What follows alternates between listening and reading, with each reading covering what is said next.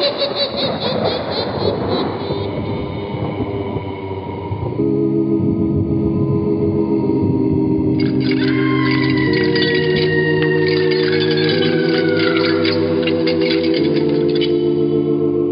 Mysterious Old Radio Listening Society podcast.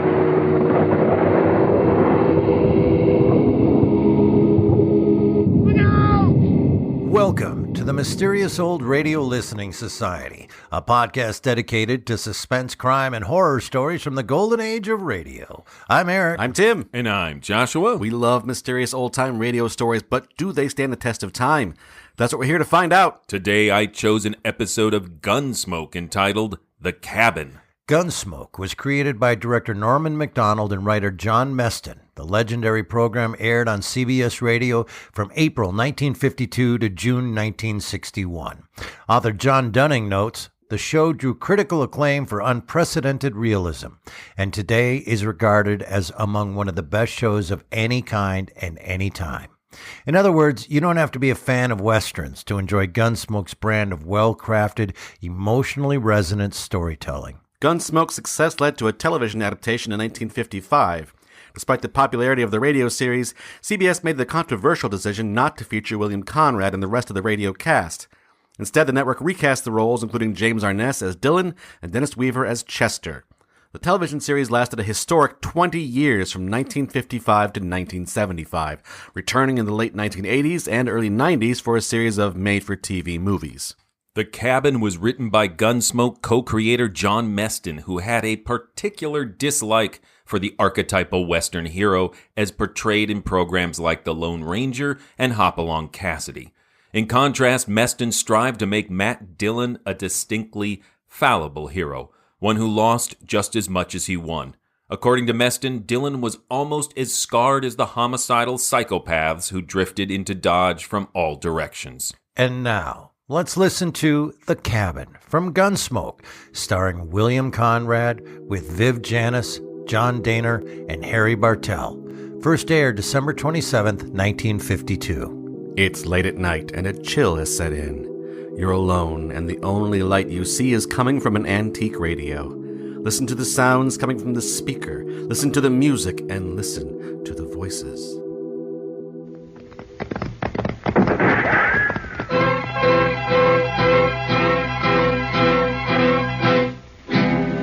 Around Dodge City and in the territory on West, there's just one way to handle the killers and the spoilers, and that's with a U.S. Marshal and the smell of Gunsmoke.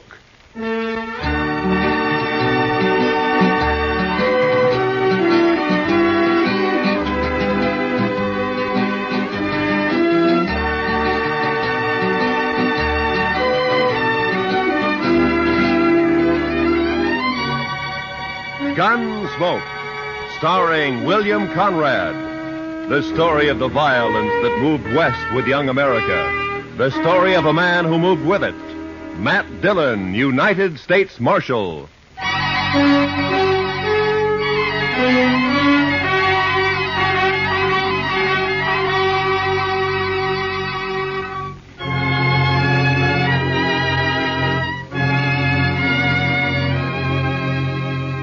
It was over 100 miles back to Dodge, but I figured I could make it easy in a day and a half.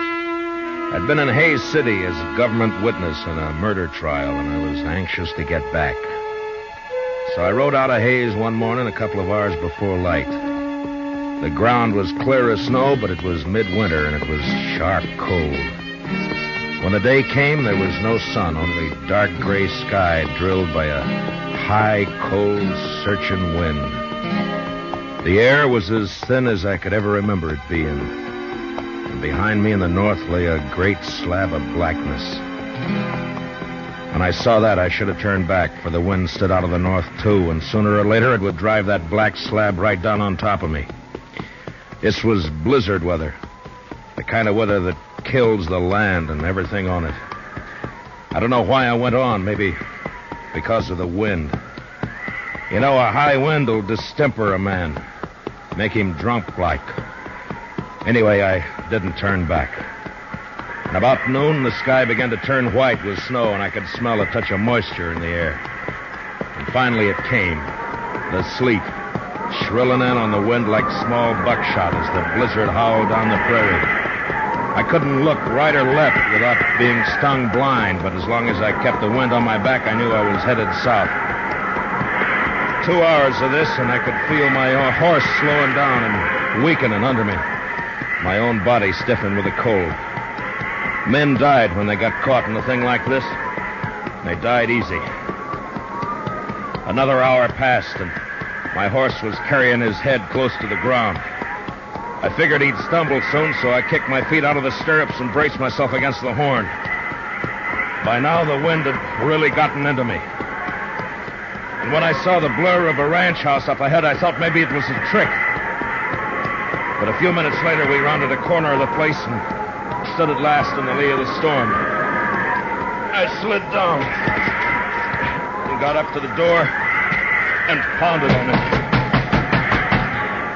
And I waited. Then I pounded again. Then the door came open, and the figure stood in the light. Who are you? Bring him in, Alvy. Any man out in that weather's been made harmless. Get inside. Out of the way, Alvy, you fool. All right, stranger, hands in the air. High. That's better. Unload him, Alvy.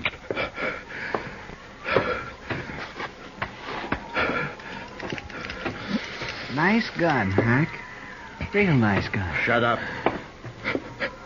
Now, take him down, stranger. You can come up to the stove now, but don't try nothing.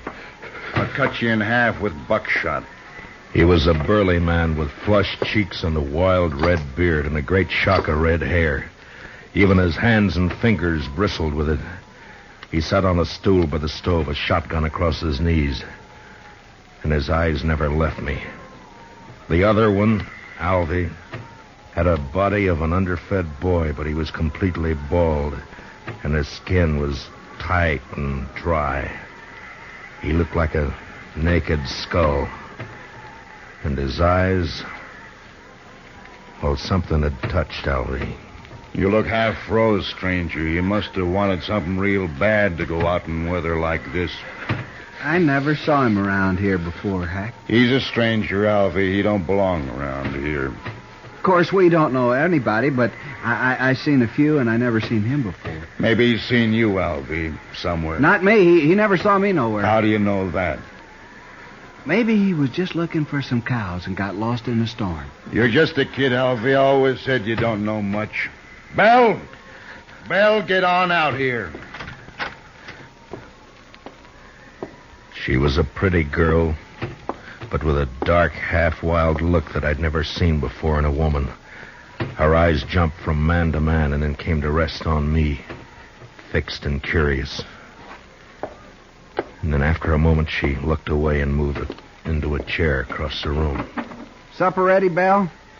It's awful cold out. You recognize him, Belle? You ever see him before? Nope. You're sure now? Maybe Hayes City. Maybe you saw him up there sometime. I don't know him. You're sure? Yes. If you're lying to me, you know what I'll do to you. I never saw him before. He come in here half froze, right out of the blizzard. Must have been looking for some cows and got lost. Shut up, Alvy. We don't know what he's doing here, Belle. Why shouldn't a man get out of the storm? Even in here. That's enough. All right, stranger, we never saw you before. We don't know who you are. And as soon as I think you're lying, I'm going to blow a big hole in you. What about my horse? I'd like to put him in the barn if you've got one. Alvy? Oh, now, Hack, I ain't going out there. I'd freeze. And the horse will freeze if you don't. It's his horse. We might need it. Go on, Alvy, before I get cross. All right, I'll go. I don't know why that horse is so important.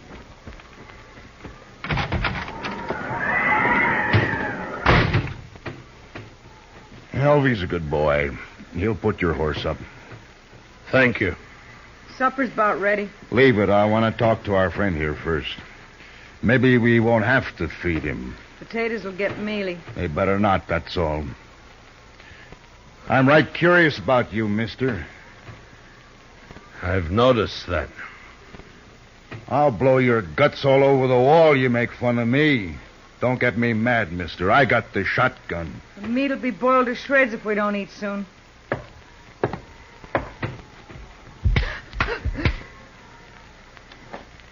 You just won't understand any other way, will you, Bell?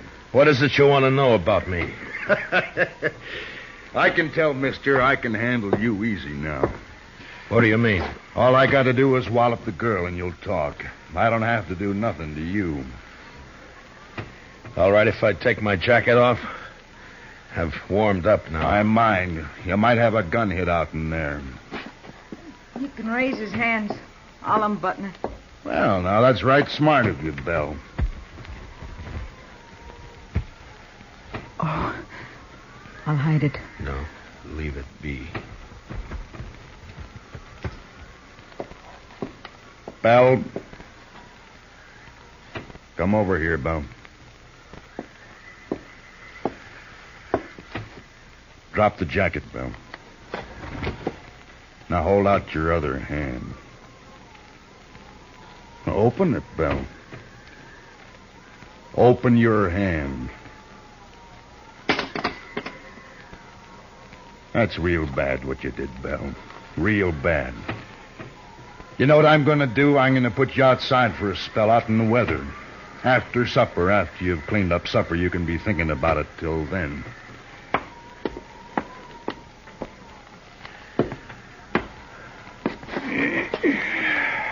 United States Marshal.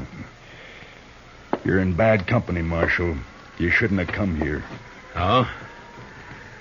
It looks to me like I sort of struck gold coming here. Now, why do you talk like that, Marshal? I still got the shotgun. Let me hit that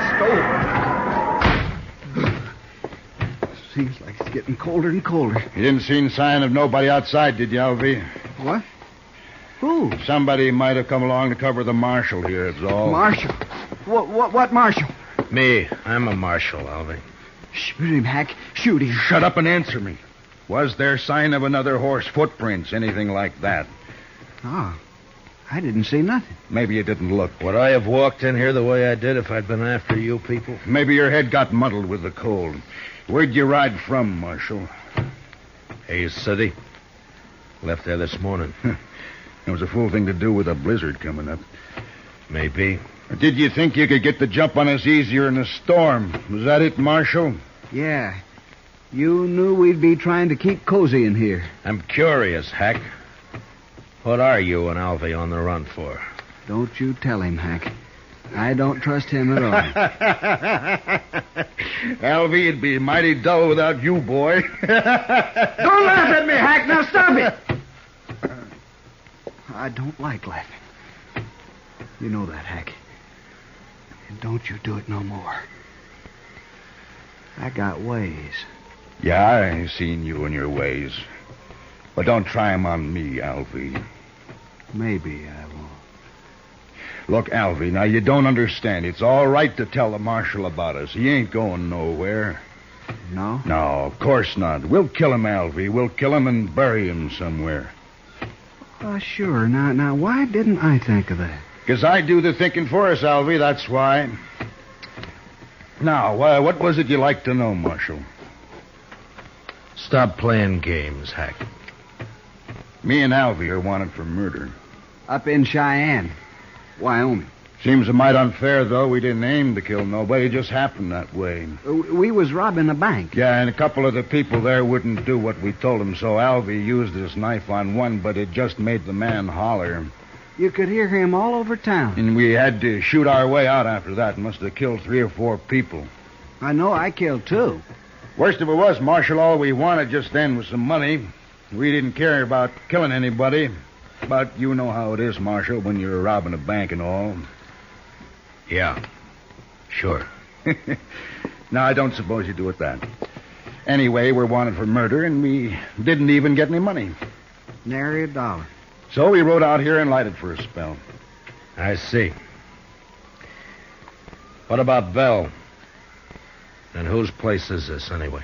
It's my place, now that Pa's gone. You mean you were living here alone? No. They killed your pa, is that it? Yes. How long ago? I don't know. Maybe a month. Yeah, it's been about a month, hasn't it, Alvy? 35 days. There, you see? Alfie always knows just how long everything's been. No, that's fine.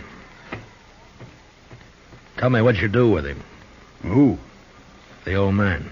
Oh, we buried him out back. Couldn't afford a funeral. Could we, Alvy? Hack, we told him that. Now let's shoot him. No, I've been thinking it over. People in Hayes City know he started for Dodge, and when he don't show up, they might come looking for him. But you said we'd bury him, Hack. That's what you said. Yeah, that's right, but we can't bury his horse, too. Not in this ground. It's froze solid. And if we turn the horse loose and they find it and can't find the marshal's body, then they'll suspect something. You're pretty smart, Hack. Too bad you don't know enough to stop killing people. Too bad for you, anyway. Well, what are we going to do, Hack? I'm getting hungry. That supper won't be fit to eat. Shut up! One more word out of you, Bella, and I'll whoop you good. Come on, Hack. I'm really hungry. No, listen to me, Alvy.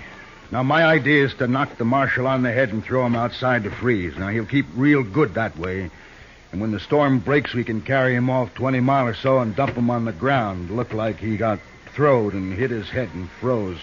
Oh, that's fine, Hack. That's just fine. Then we'll break his horse's leg, make it easier for them to find him.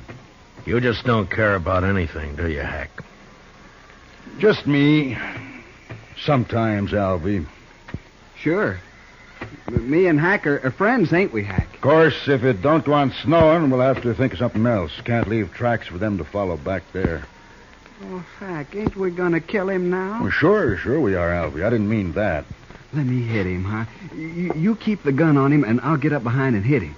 There was a branding iron around here somewhere. I'll hit him with that. Hack, you've sunk pretty far, but I'm sort of wondering just how far.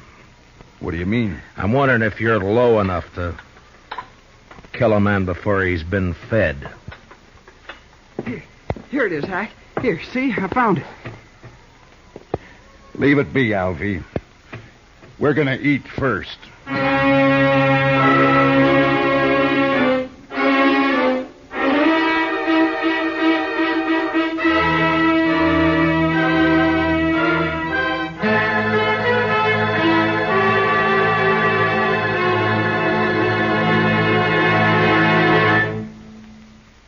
We will return for the second act of Gunsmoke in just a moment. But first, this Sunday night, Lionel Barrymore is your host and Joseph Cotton the star on Sunday Night Playhouse's gripping historic drama based on the life of Peter Marshall. Hear how a Scottish immigrant lad rose to the position of chaplain of the United States Senate. A story you'll agree is far more fascinating than fiction. Remember, it's tomorrow night when Lionel Barrymore introduces another Sunday Night Playhouse on most of these same CBS radio stations. Now for the second act of Gunsmoke.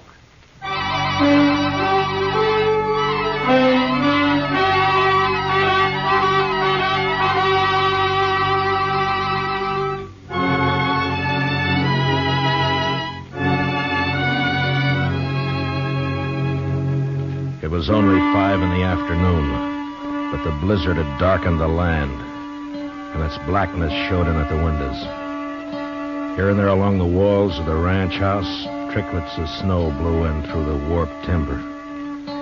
In the kitchen, Hank sat directly behind me while I ate. Later changed places with Alvy and fed himself heartily, as though he had nothing at all on his mind. Hank was just a nerveless brute, born with no conscience at all. His intelligence was the instinct of an animal that snapped at or killed whatever got in its way of survival. Every living thing was his enemy. And Alvy? Well, there was no way to figure Alvy. Too much of him was missing. My only chance lay in the girl, Belle, even though Hack had pretty well beaten all resistance out of her. Supper was over soon enough, but Hack seemed in no particular hurry to get on with his plans. I've eaten better food on the trail than that. Can't blame me for it. Get it cleaned up, Belle. You can talk your head off when you're outside alone, and you're going outside. I'll learn you to heal if I have to break your neck. No, don't do that, Hack. Not till we're ready to pull out, anyway. Why? Well, I ain't gonna do the cooking. Well, I hope not. I've eaten your cooking. My sister was a good cook. Yeah, we should have brought her along, Alvy. No. I don't like her. Where are you from, anyway? Which, me or Alvy? Well, you to start with. Wyoming, place called Crowheart. I didn't stay there long, though. What about you, Alvy? Now, where were you born, Alvy? I never did know. Republican River. That's not a place, you fool. Well, that's what they told me. Republican River. They always lived in a wagon, my ma and pa. Had a lot of kids, too. Of course, most of them died. I'm about the only one that made out any good at all. And you did fine, Alvy, fine. Give me the shotgun. All right, Marshal, let's get back by the stove while Belle cleans this mess up. Shall we hit him and throw him out to freeze up now, Hack? Not yet. I want to punish Belle first. You know, someday you're going to get caught without that shotgun, Hack. Somebody's going to tear you apart. That's fair enough, Marshal. Give me a fair chance at you then, huh? Bare-handed? No. Oh, you're bigger than I am, Hack. Might be fun for you. I don't know nothing about fun. I ain't gonna kill you because it's fun. Oh, come on, Hack. I want to go to bed. Belle, come out here.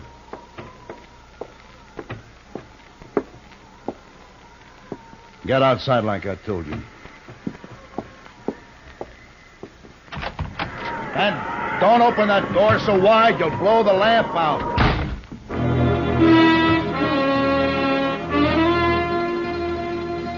Belle had walked through the room and out the door without a glance at any of us.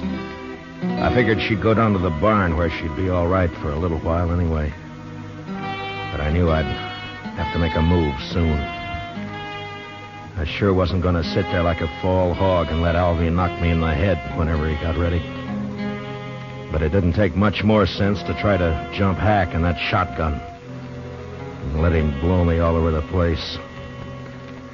It was a beggar's choice, and the more I thought about it, the madder I got.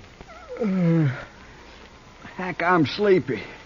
I'm going to hit him and go to bed. You can do what you want after, but I ain't staying up all night.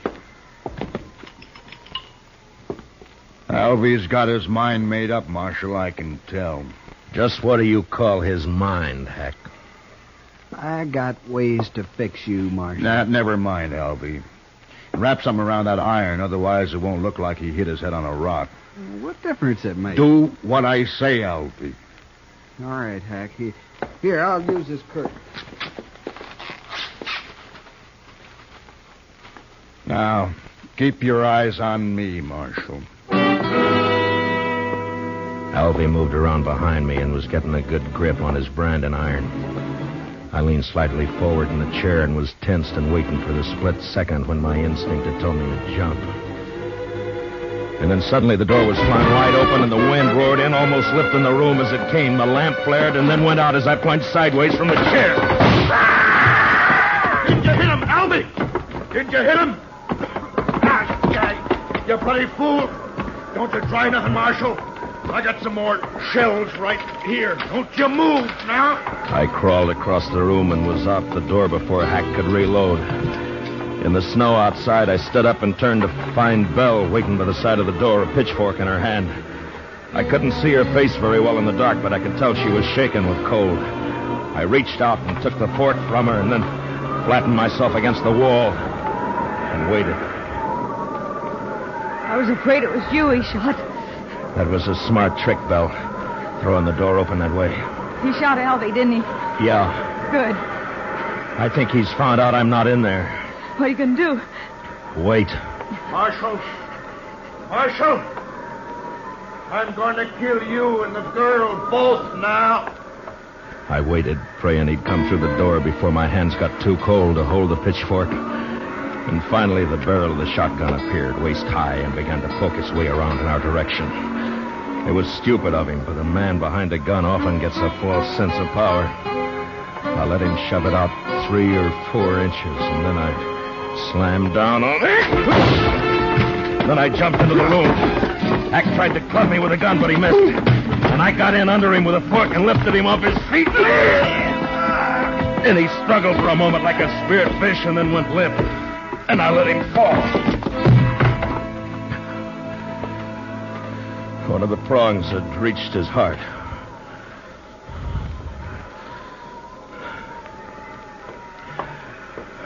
Did you get him, Marshal? Is he dead? Yeah. Light the lamp.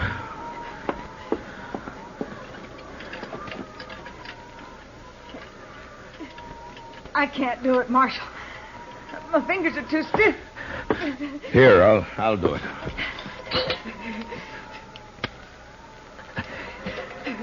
There.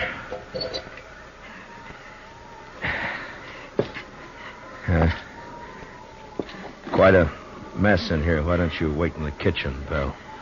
I'm all right, Marshal. But I can't help you much till I get warmed up some. Now then, you stay by the stove, huh? I'll lug these people outside. Thank you, Marshal.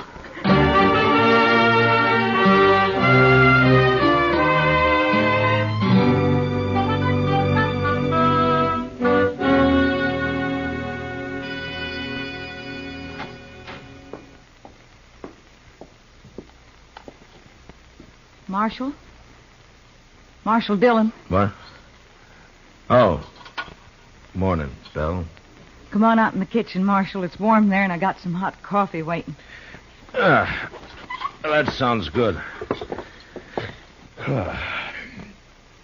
Say, it looks like the storm's lifted. It has. The wind's gone, but it's mighty cold out.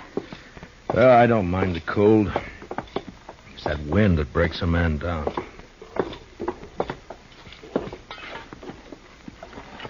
There. Get some of that in you.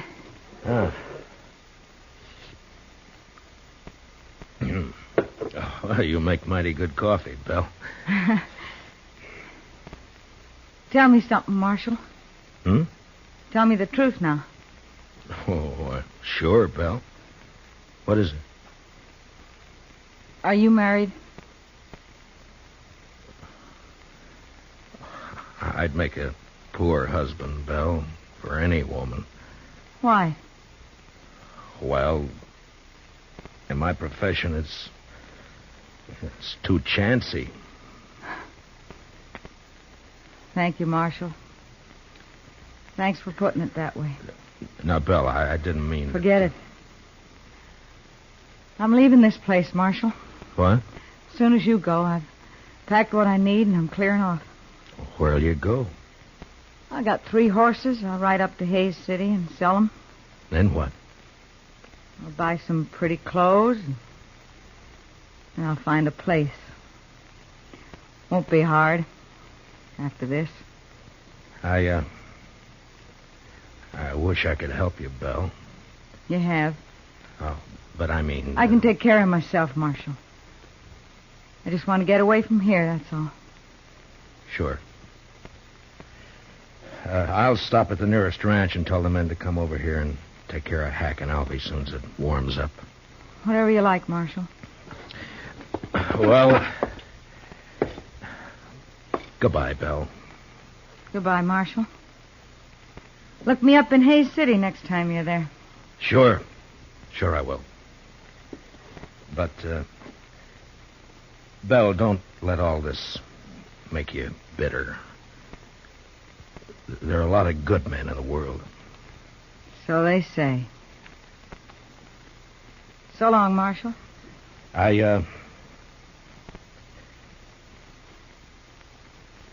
So long, Belle.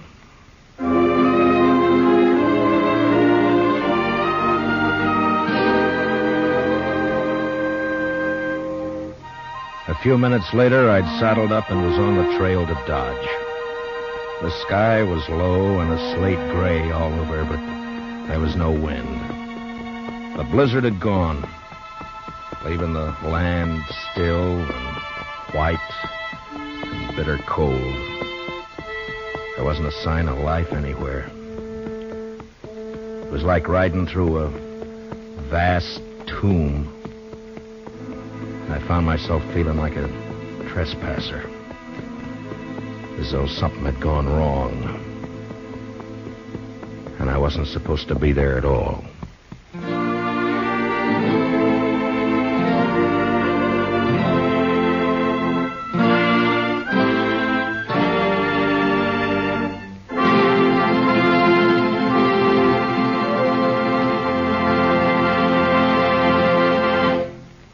Gunsmoke, under the direction of Norman MacDonald, stars William Conrad as Matt Dillon, U.S. Marshal.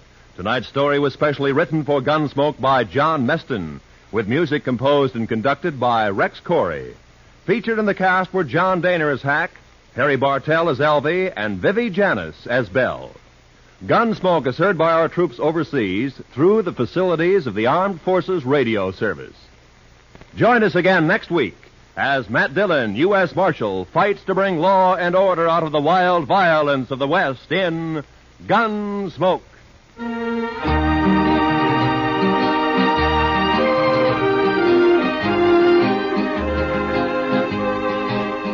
Starts this Monday, a new run for Road of Life, returning to CBS Radio to join the rest of your daytime listening favorites at the Star's address.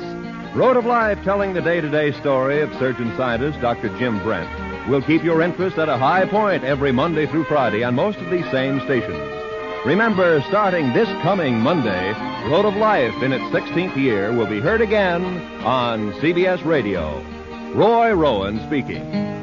America now listens to 105 million radio sets and listens most to the CBS Radio Network.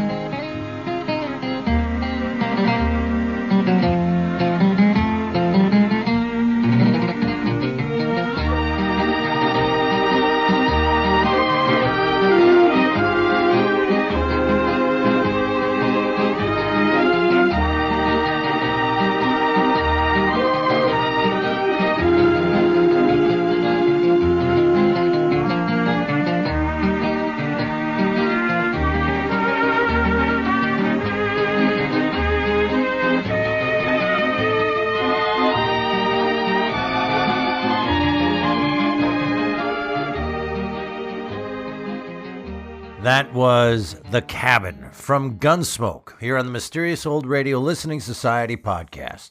Once again, I'm Eric. I'm Tim. And I'm Joshua. Well, thank you, Joshua, for bringing that, because you know how much I love Gunsmoke, and everything that you wrote in our opening is exactly 100% how I feel about this show. It's like I don't have to say it ever again. Just read what Joshua wrote. That's why I love Gunsmoke. It's absolutely perfection in that opening. But before I ask you why you brought it, I also want to thank you for not just bringing Gunsmoke, but I believe this was a Christmas gift. because it was blizzard and snowstorm sound effects, and it was for me, wasn't it? Boiled meat. I knew this would not be a hard sell. Yes. It was like Sergeant Preston of the Yukon, except with a good story and acting. Why'd you bring it? I found this episode interesting for a very specific reason, and I listened to it for the first time for this podcast. I was just listening through a bunch of Gunsmoke episodes, and I found it utterly riveting and suspenseful, while at the same time acknowledging that beat by beat, it's a really cliche, time-worn story, and every element of it is predictable. So my question immediately after finishing it and loving it is why? Right. And knowing that in a different series and something that was written in a different way, I would probably lay into it for many of those reasons. For being tropey. Yeah. And then I remembered something that Tim had said that stuck with me, even though it confused me in the particular episode. But about a month or so back, you brought an episode of Mysterious Traveler, No Grave Can Hold Me, and you applauded it for being a well-made cheeseburger. Yes. And I thought that's a great expression. I kind of think it's a poorly made ketchup sandwich, but I really like right. that idea of you take something incredibly basic, and what you're doing is you're showing off your skill in all the tiny details. Mm-hmm. And I even went so far as to send this episode to my son, who's working on his final theater project for college. My son, who was trapped in a cabin. But his final project is to write his own audio drama. And I said, you should listen to this. It's very instructional. Yeah, it reminded me of a lot of stories. But I think that it's standing out not only because of performance, but because of the relationships, even though those are somewhat tropey as well, between each other. For example, the son, I can't remember if he's his son or not. No, not his son. It's just very vague as to very what they're vague, like. They know each other. They know each other, but he is... Yeah, they're born in different places. Alvy, right? Alvy, guy who maybe has a screw loose. With far distant eyes, and you can tell that there's something not right with him. Something had touched Alvy. Something had touched Alvy. And then there's the description of how they look, like a naked skull, I think is one of the descriptions. And then the woman isn't in cahoots like a Bonnie and Clyde scenario. She's not only somewhat of a not somewhat. She's the more story you learn about her, they're like, that was terrible. But how calm she is when she comes out, you're led to believe she might be in cahoots. So she's incredibly strong or beaten down or given up because it's been 30 days since they killed her husband. And so I think the relationships, but here's what I think it boils down to, Joshua, not only performance and all those things, but I think it's the writing, being able to paint this very vivid picture through the words. Yes, performance, yes, sound effects, yes, all that, but just the way it's written is really well done. It struck me as well, listening to it, how many things it seemed to refer to this, like other stories, other bits of media, but everyone I could think of came after this. Hateful Eight, it really evoked that to me, of this cabin in a storm where there's a lot of tension and murder is just half a second away the whole time. Also at the very end, it's the play about the blind girl. Helen Keller. No, it's... I know I can beg you to edit this out, and you will leave this excruciating Googling process in for what I'm sure the listeners are yelling at their radio. Audrey Hepburn was in it. Helen Keller? Not... Oh, God, Audrey Hepburn. Alan Arkin. Oh, this is gripping stuff. Wait Until Dark. It also reminded me of Wait Until Dark. You know, the play about the blind girl who is being terrorized, and at the end, all the lights go out, and so it's a fight in the dark. And even like Mad Max, the extreme appearance of these guys, they're so far away from civilization to be beyond Western that this is apocalypse land they're in. They are fighting over the barest of resources. This is really a horror story, though, and that's what I was thinking of as a cliche of the car that breaks down and you end up at the castle or in a frightening house. I've listened to Hermit's Cave episodes like this, the suspense episodes like this. The Trespassers will be experimented upon. The Stephen King novel, Misery. Misery, yeah. Oh, you get that one to stop of your head. You can just name a thing up, random reference right on top of your head. Don't stop. No, he spent 5 minutes Googling. I just edited it out. God damn. Yeah, Tim. You just got to ask him to edit, and it's I also particularly love this because often one of the advantages of radio is you can paint a picture of anything, anywhere, and this is a tight little confined space where every inch of real estate counts, and it matters who's where and who's standing where, and it just infused every bit of this with stakes. It all matters. What struck me in here were all the really small choices, whether they be by the actors, whether they be by the director, or a combination thereof. The moment when they let Dillon into the cabin and they're talking to each other, pat him down and everything, and just underneath it all, Conrad is just doing that shivering, breathing. Several moments like that where it just has this real texture to it.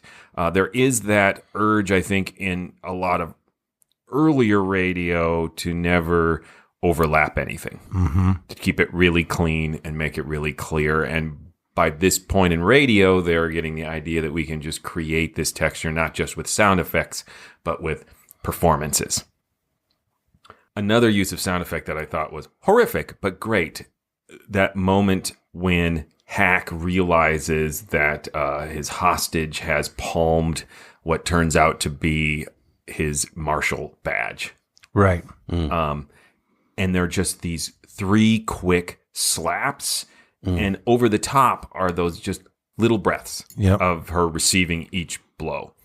So it's horrible, but to, I think, Eric's point about how calm she was. Yeah. And so, it suggests at that moment, like, boy, how traumatized has she been over this period of time? But also it foreshadows a little that she's biding her time. She's going to suck it up, and as soon as she gets a chance to get to a pitchfork, right, these guys are in trouble.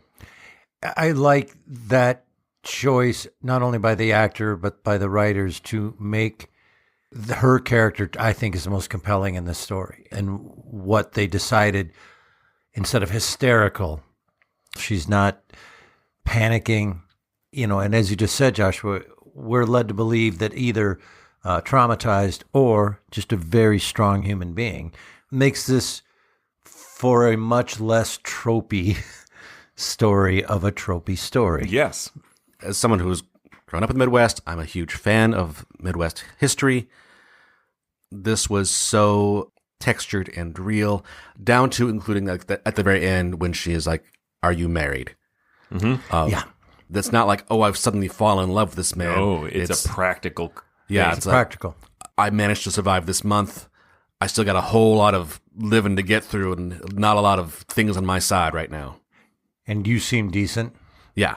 Also, I like the hesitation and the regret of having to stay true to what he knows would be a huge mistake is a little heartbreaking. Yeah, and specifically of you are in this position because your dad just died on you all of a sudden out of the blue. Yeah. And I don't want to be the next guy to die on you suddenly out of the blue. Right. Yeah, and I think that pause that Dillon has before he answers is open to a lot of interpretation. And I maybe fill in based on other episodes of Gunsmoke, I've heard that some of that is not just that he thinks his profession is bad for marriage. I think he thinks he's bad for marriage. I think he's...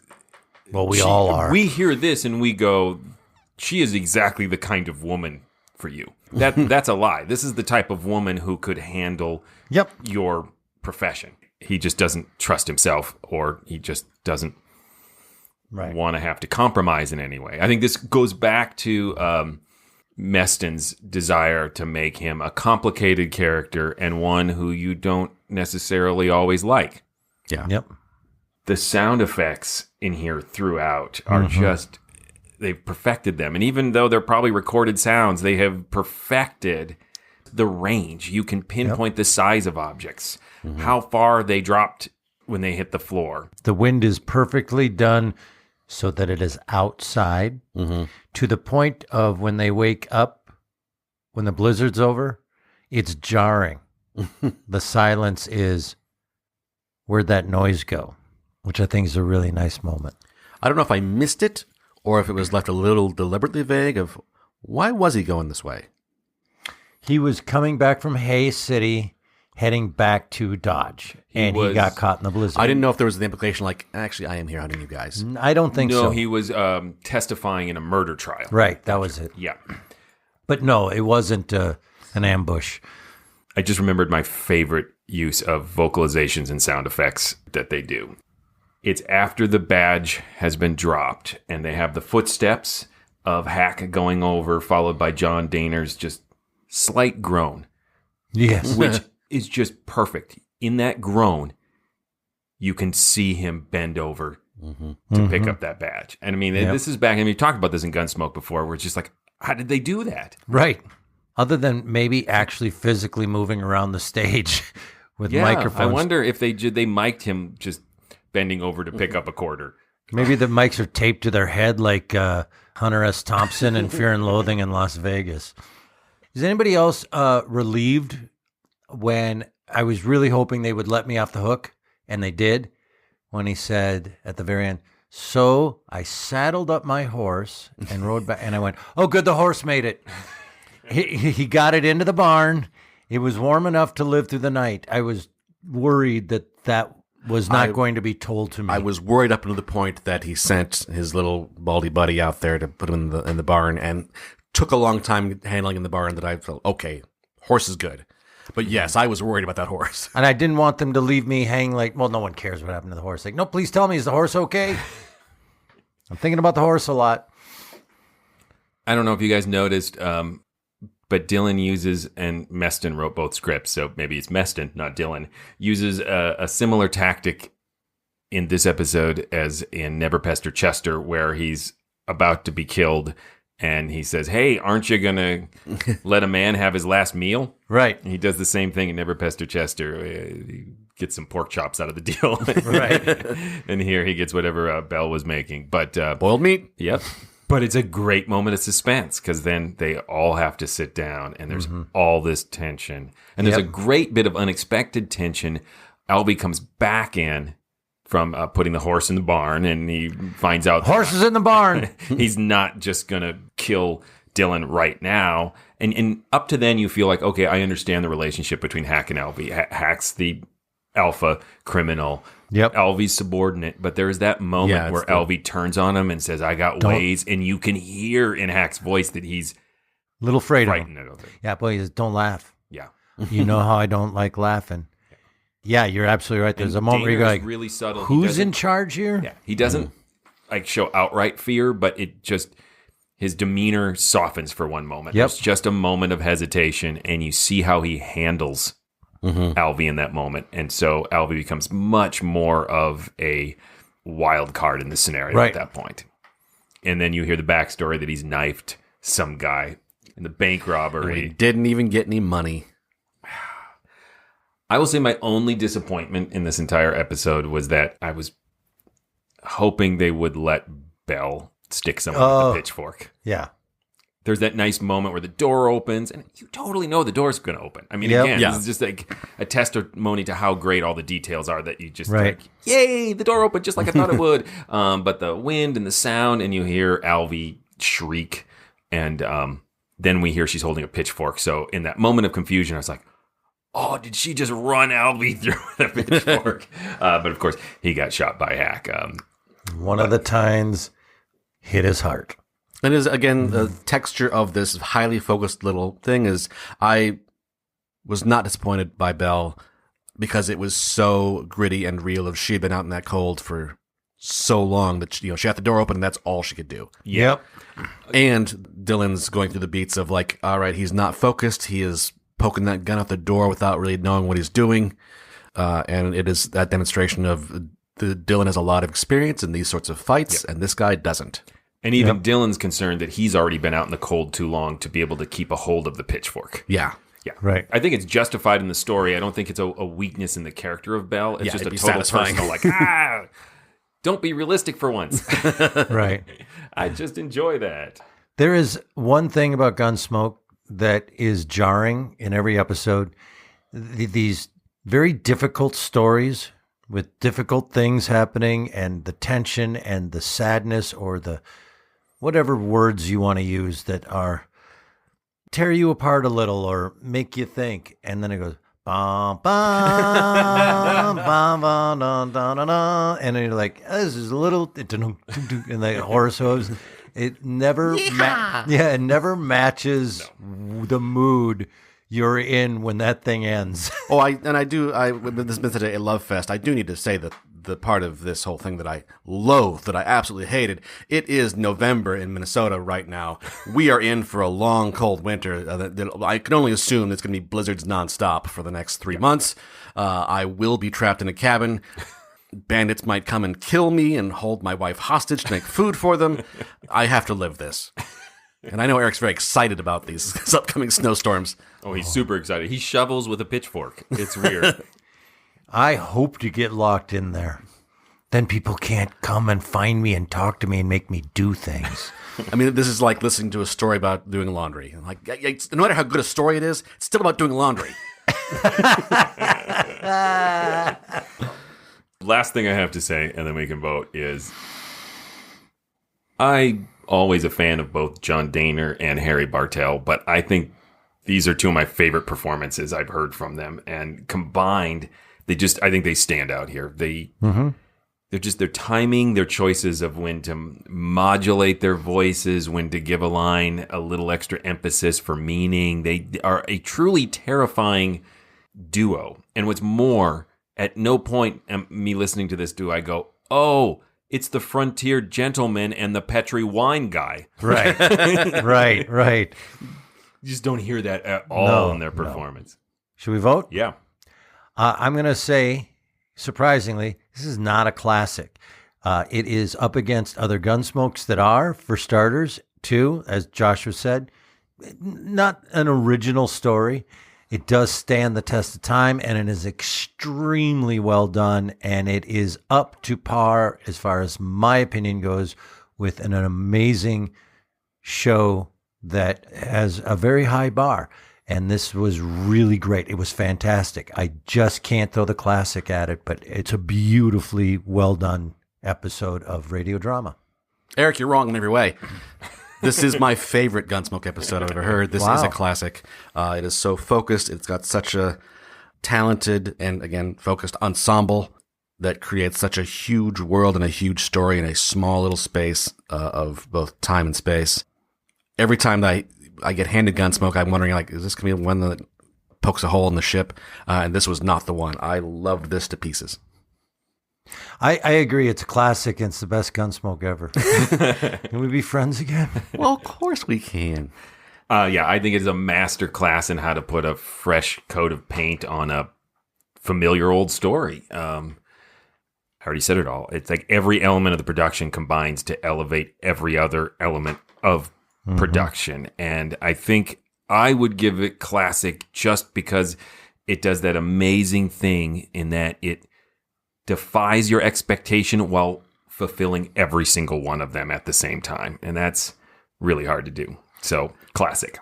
Another small thing, I know we get bad sometimes about voting and then going back to talking some more, but this is an interesting version of Gunsmoke, and it pulls Dillon out of his environment and all of his community. He is totally... No resources. Yes, and it is interesting in what his character is when he's not talking to his friends. Like when he's not really even in his job.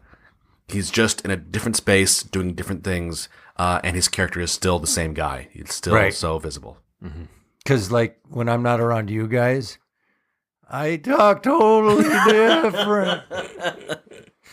Tim, tell him stuff. Please go visit ghoulishdelights.com, home of this podcast. We have a bunch of other episodes there you can listen to, including some more Gunsmoke if you want to compare, contrast for yourself. You can also link to our social media pages, go to our Threadless store and get some swag, or you can link to our Patreon page and support us on Patreon. Yes, go to patreon.com/themorals and do like Tim said, support this podcast. It is just a really great thing to do. I mean, there are a lot of needs out there in the world, a lot of people who are hurting right now, but forget about them. Support this podcast, and you'll get a lot of stuff in return. I mean, feed starving people, they don't give you anything.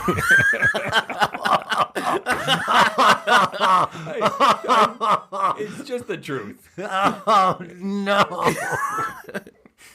Where did everybody go? Come back. Hey, is this thing on?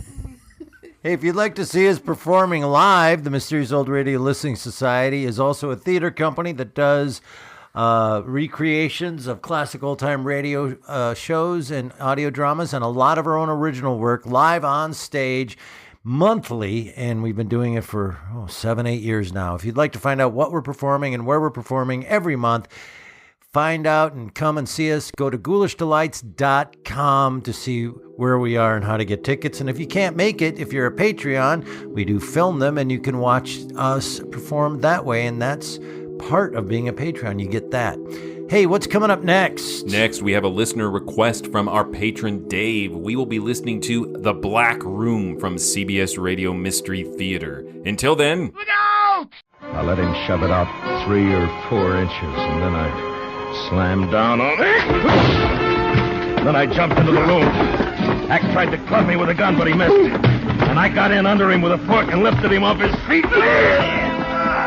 And he struggled for a moment like a speared fish and then went limp. And I let him fall. It is November in Minnesota right now. One of the prongs had reached his heart. I have to live this.